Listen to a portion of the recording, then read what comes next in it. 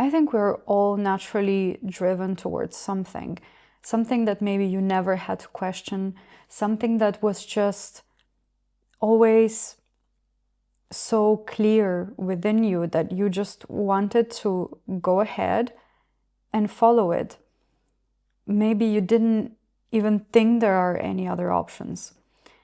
I think it's so important to honor that desire, one, out of curiosity of what may happen if you actually follow through, and two, because I think this is actually something that can either put you on the right path towards what you're supposed to do, or will actually be that thing that you're supposed to do. And it's so interesting to me because I see from my friends and from the people that I know that some people, they do have a certain predisposition towards something. And I think if you manage to get yourself into the place where your skills, so what you're good at, maybe a little bit more naturally good at, and you combine it with hard work and strategic decisions and, maybe a bit of excitement and passion, just adding all of these things to the mix, you will be unstoppable. Because I think if someone is a bit more naturally good at something and hardworking in that skill or in that way, then it is very, very difficult to compete with those people. So that will be your advantage. But I think it requires those two components. They have to be there together. Because you can be naturally gifted at something, but if you're not working towards it, working on improving it, working on developing, or just simply doing more, then someone who's hardworking will actually manage to do better than you.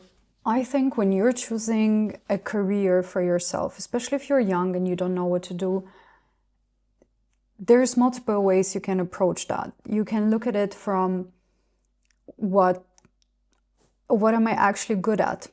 Do I like interacting with people? Do I like having this face-to-face job where I have to guide people? Do I like to help people? Do I prefer to just focus on data, put things together, do research? Am I very detail oriented, or am I more strategic and like to have a global view of things? Do I like numbers? Do I like letters?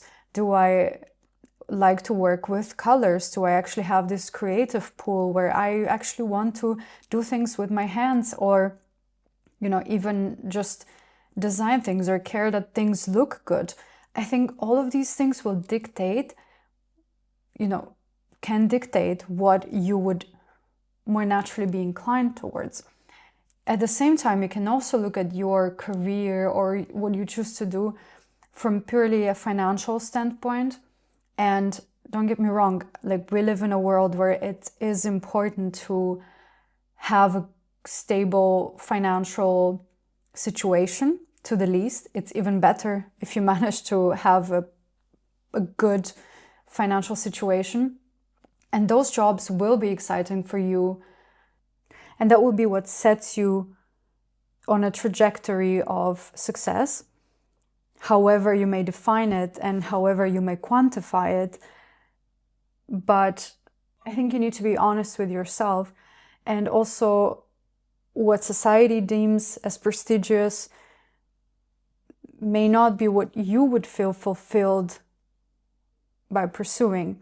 So it's a choice you have to make sometimes. Sometimes what you're passionate about requires some sacrifices that you're not willing to make at that particular time.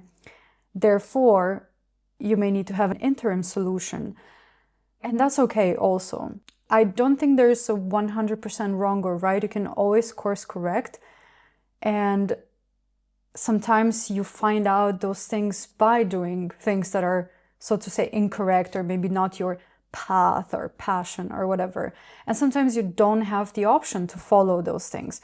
So it's okay to do that, but you need to understand what is it that you naturally gravitate towards, naturally feel like you have a talent, naturally feel like it's easy for you.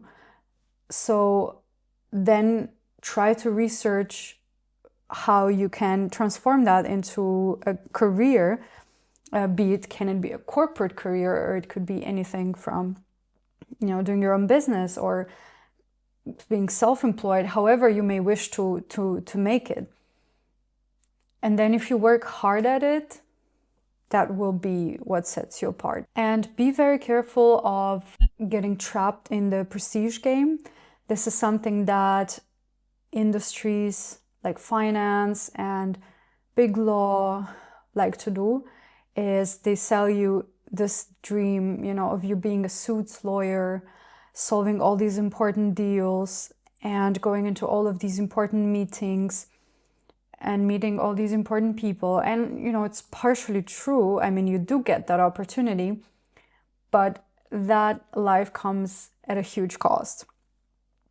And there are people who feel extremely fulfilled by what they're doing there. Some people are able to work despite unfulfillment, and some people are just miserable and they really should be doing something else. If you have an option to do things that you want, then try not to get sucked into this game. Or if you choose it, then be smart about it, and don't, be financially smart about it, and then be able to take yourself out of it instead of allowing, for example, for lifestyle inflation, or tying your identity to a particular job or title or organization. I don't think, how do I say it? I think it's a matter of trade-offs that you're willing to make. And if the trade-off of your time, health, and relationships is worth it for salary, recognition, prestige, and, societal respect, then that is a trade-off that makes sense to you. But if it's not, then you will not get the benefit from it, at least not long-term. Maybe short-term, yes. I mean, you should take the money and pay your student loans, save up, and buy your house or whatever you wish to do or is important to do or you need to do. But be very mindful of these things and go into it consciously, and also understand, see how you feel and how your body and mind react to this. And I always get a conflict between when do you push because it's hard and you just need to continue and go forward irrespective of being tired and so on, and when is it actually time to step back and say, this does no longer work for me. That is a decision you have to take individually based on your circumstances. But I think personally, no prestige and no salary is worth losing your health and losing yourself in all of this, because you have to live your life every day. You have to be in this body with this mind. And if it's a miserable place to be, it doesn't matter that you're sitting in a nice house or you're eating in a nice restaurant.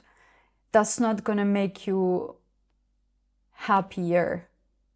You're going to be comfortable, you're going to be okay, but it's not going to make you feel fulfilled.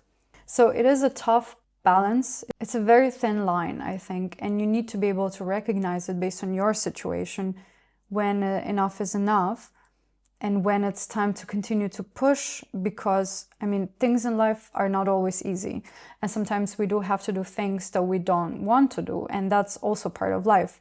Life cannot just be a moment of, a bliss and everything is perfectly fine. And I know that social media likes to sell us this idealistic view of consistent happiness and fulfillment, but life, has its ups and downs, and you have to go through them to experience the breadth of emotions and to understand the good and the bad times and learn things and then do things better.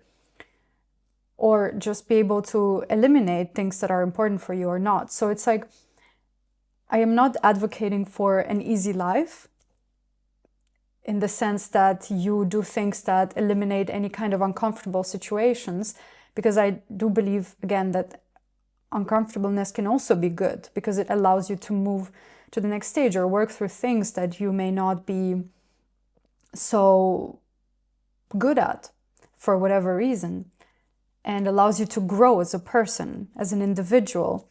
But then at the same time, all of this development and financial security should not come at the complete cost of your being. I just had this thought that I really wanted to share.